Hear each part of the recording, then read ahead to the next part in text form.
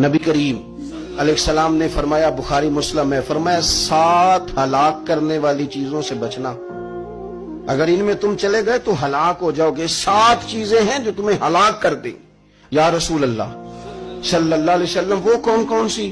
تو حضور نے فرمایا، اللہ کے ساتھ شریک نہ کرنا، ہلاک ہو جاؤ گے۔ دوسرا نبی پاک صلی اللہ علیہ وسلم نے فرمایا، جادو نہ کرنا، ہلاک ہو جاؤ گے، ہلاک۔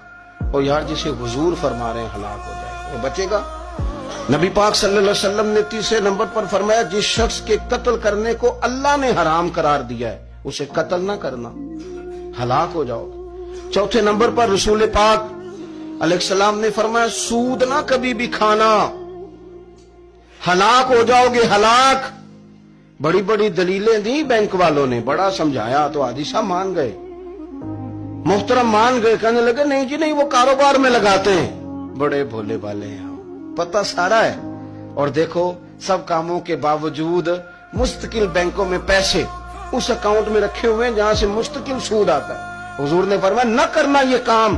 تو کہتے میں سود پہ پیسے لے کے کاروبار چمکاؤں گا، تیرے نبی پاک نے تو فرمایا تو ہلاک ہو جائے گا۔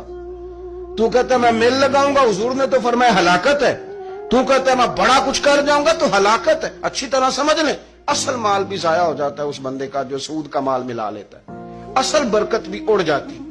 اور میرے نبی پاک صلی اللہ علیہ وسلم نے 5ویں نمبر پہ فرمایا، یتیم کا مال نہ کھانا، ہلاک ہو جاؤ گے۔ اور پھر 6 نمبر پر نبی پاک علیہ السلام نے فرمایا، کفر سے جہاد ہو رہا ہو تو کبھی پیٹ پھیر کے بھاگنا نہ، ہلاک ہو جاؤ گے۔ اور 7ویں نمبر پر اللہ کے رسول نے فرمایا، بے قصور اور بے گناہ عورت پر تہمت نہ لگانا۔